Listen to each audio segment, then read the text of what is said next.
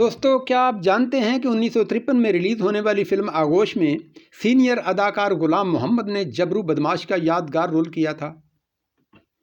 جبرو ایک نامی گرامی بدماش ہونے کے باوجود سب سے زیادہ کس بات سے خوفزدہ ہوتا؟ اسے جب اپنی بیٹی کے لیے کسی شریف آدمی کا رشتہ نہ ملا تو اس کے لیے اس نے کیا طریقہ اختیار کیا؟ کیا آپ نے کبھی سوچا کہ ایک گنڈے کے دل میں بھی شفیق اور مہربان باپ کے جذبات ہو سکتے ہیں؟ اور کیا آپ کو معلوم ہے کہ آغوش میں غلام محمد کے علاوہ دوسرا کون سا بڑا اداکار تھا جو پوری فلم پر چھایا رہا؟ اس فلم میں صبیہ خانم کو کون سی بیماری لاحق تھی اور اس کی موت کیسے واقع ہوئی؟ یہ سب جاننے کے لیے ہمارے ساتھ رہیے، چینل کو سبسکرائب کیجیے اور ماضی کی حسین یادوں سے لطف اندوز ہوئیے۔ جی ناظرین، السلام علیکم۔ اٹاوا ٹائم چینل میں خوش آمدید۔ آج ہم آپ کے لیے جس فلم کی کہانی اور تبصرہ لے کر حاضر ہوئے ہیں اس کا نام ہے آغوش۔ یہ ایک black and white Urdu film تھی جسے لاہور کے ایک فلم ساز ادارے فلم ایج نے تیار کیا۔ اس فلم کے پروڈیوسر تصدق حسین ریاض تھے جو فلمی دنیا میں TH ریاض کے نام سے جانے گئے۔ تصدق حسین بنیادی طور پر بیٹن روڈ لاہور کے ایک پینٹ ڈیلر تھے اور اب وہ سکرین اینڈ ساؤنڈ کے نام سے اپنا ایک فلم اسٹوڈیو چلا رہے تھے۔ وہ اس سے پہلے 1952 میں ایک پنجابی فلم نتھ بنا چکے تھے اور اب یہ آغوش ان کی دوسری فلم تھی۔ اس فلم کی ہدایات مرتضیٰ جیلانی نے دیں۔ کہانی معروف افسانہ نگار سعادت حسن منٹو نے لکھی، جبکہ مکالمے احمد ندیم قاسمی اور منٹو جی نے تحریر کیے۔ فلم کی موسیقی ماسٹر عنایت حسین نے ترتیب دی۔ گیت نگار تنویر نقوی، قتیل شفیع اور سیف الدین سیف، جبکہ عکاس نظام ناخدا تھے۔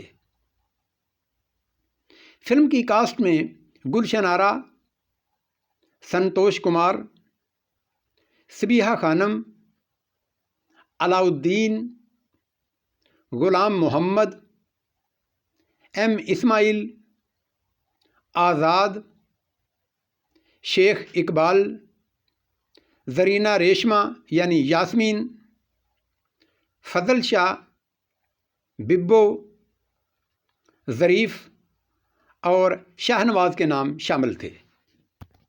فلم کی کہانی کا آغاز ایک نوجوان ڈاکٹر شاہد مٹو سے ہوتا ہے جو حال ہی میں پریکٹس شروع کرتا ہے۔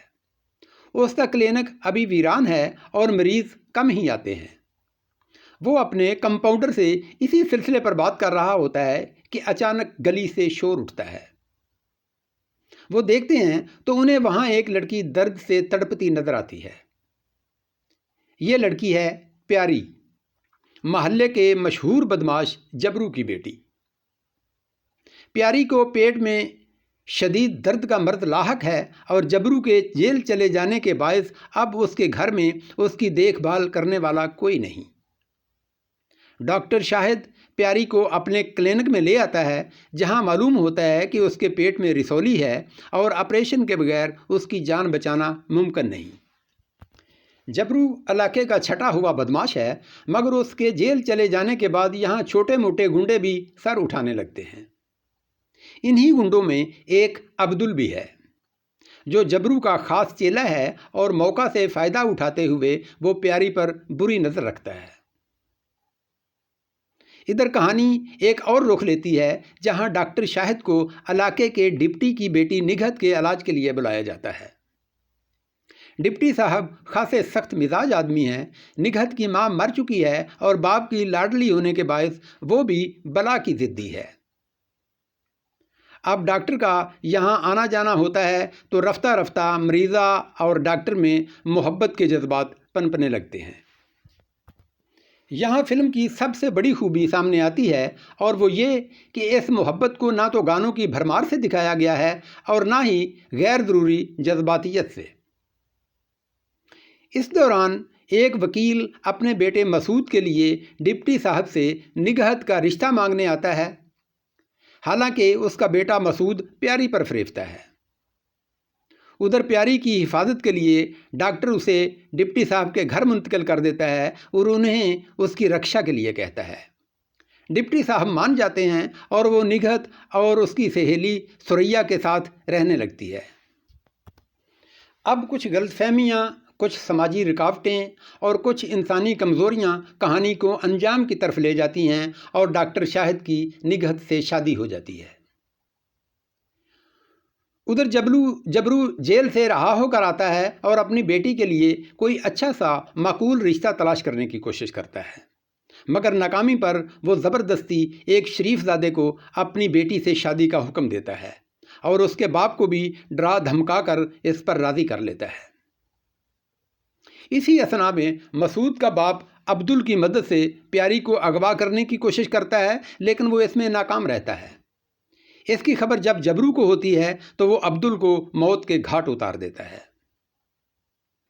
پیاری کی بیماری خطرناک صورت اختیار کر لیتی ہے اور اب اس کے آپریشن ناگزیر ہو جاتا ہے، ورنہ اس کی زندگی شدید خطرے میں ہے۔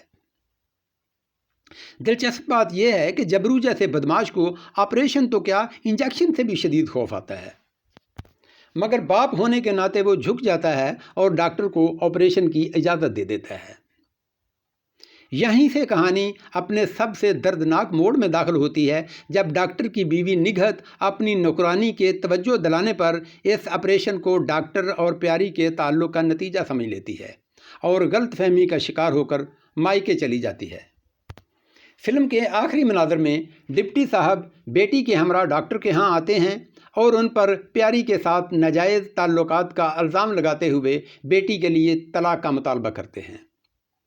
یہ سب باتیں ساتھ والے کمرے میں لیٹی پیاری بھی سن لیتی ہے اور باہر آنے کی کوشش کرتی ہے، مگر اس کے زخم کے ٹانکے ٹوٹ جاتے ہیں اور وہ جان کی بازی ہار جاتی ہے۔ بعد میں جبرو کو بھی پھانسی ہو جاتی ہے اور فلم ایک تلخ انجام پر ختم ہوتی ہے۔ اس فلم میں کل 7 گیت شامل کیے گئے جن کے بول یہ ہیں۔ نمبر 1، کسی کا نام شامل ہو گیا میری کہانی میں۔ نمبر 2، ٹم ٹم ٹم نئی تال پہ نئے ترانے۔ نمبر 3، اجڑ گئی میرے پیار کی دنیا۔ نمبر 4، یہ دل ہے تیرا تیری قسم او میرے صنم۔ نمبر 5، کیا خبر تھی کہ دل ٹوٹ جاتا ہے۔ نمبر 6، کوئی دیکھے نا کیا کیا تیرے نینوں نے۔ نمبر 7، مالک تیری دنیا میں دنیا میری ویران۔ اور نمبر 8، دو رنگ بھرے نین کہیں دل میرا ہے۔ ان میں سے پہلا گیت منور سلطانہ اور فضل حسین، دوسرا منور سلطانہ اور سلمہ بیگم، تیسرا اور چوتھا منور سلطانہ، پانچواں فضل حسین، جبکہ چھٹا، ساتواں اور آٹھواں گیت سلمہ بیگم کی آواز میں تھا۔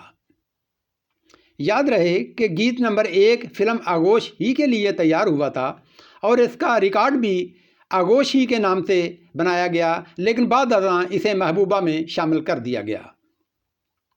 اداکاری کے معیار کو اگر دیکھا جائے تو گلشن آرا نے ڈپٹی صاحب کی لاڈلی بیٹی کے روپ میں شاندار اداکاری کی۔ سبیحہ خانم نے پیاری کے معصوم اور بھولی بھالی لڑکی کے کردار کو بہت احسن انداز میں نبھایا۔ زرینہ ریشمہ نے نگہت کی سہیلی ثریا کا رول کیا، لیکن کوئی خاص تاثر نہ دے سکی۔ علاؤالدین سے مسعود کے رول میں کوئی خاص کام نہیں لیا گیا، تاہم انہوں نے اپنے کردار سے وہ جیسا بھی تھا خوب انصاف کیا۔ البتہ شاہ نواز کا نام اس فلم کے کرداروں میں سر فہرست رہا۔ انہوں نے ڈپٹی صاحب کے کردار میں نہایت اعلیٰ پرفارمنس دی اور حقیقت یہ ہے کہ وہ شروع سے آخر تک پوری فلم پر چھائے رہے۔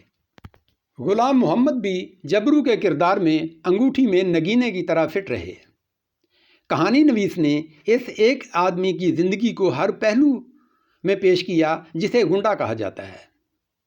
کہانی میں بتایا گیا ہے کہ ایک آدمی گنڈا کیسے بنتا ہے اور ایک گنڈے کے دل میں بھی بڑے نازک جذبات پرورش پا سکتے ہیں۔ یہ ساری باتیں اس کردار سے واضح ہوتی ہیں اور اس میں جبرو کتابی یا روایتی گنڈا نظر نہیں آتا، بلکہ سماجی رشتوں سے اس کا تعلق بھی صاف جھلکتا ہے۔ اگرچہ فلم کے آخری حصے میں ہدایت کار کی گرفت کچھ کمزور پڑتی ہے، تاہم اس کے باوجود آغوش اپنے دور کی ایک اہم اور بامعنی فلم تھی۔ ناظرین، یہ فلم 18 دسمبر 1953 کو لاہور کے پیلس سنیما پر نمائش کے لیے پیش کی گئی اور 5 ہفتے تک بزنس کیا، جبکہ کراچی میں اس کی نمائش 1 جنوری 1954 کو ناز سنیما پر ہوئی اور یہاں 10 ہفتے تک زیر نمائش رہی۔ فرینڈز، یہ تھا ہمارا آج کی فلم آغوش پر تبصرہ اور اس کی کہانی۔ براہ کرم اس پر اپنی قیمتی آراء اور تجاویز سے ضرور آگاہ کیجیے گا۔ اور ہاں دوستو، نوٹ فرما لیجئے کہ اپنے آئندہ ویلاگ میں ہم آپ کے لیے جس فلم پر ریویو لے کر حاضر ہوں گے وہ ہے 1954 میں ریلیز ہونے والی پہلی فلم دیوار، جس کے ہیرو سدھیر، ہیروئن گلشن آرا اور ہدایت کار امین ملک تھے۔ اسی کے ساتھ اب اگلے پروگرام تک کے لیے اجازت دیجیے۔ اپنا خیال اور ہمیں اپنی دعاؤں میں یاد رکھیے گا۔ اللہ حافظ۔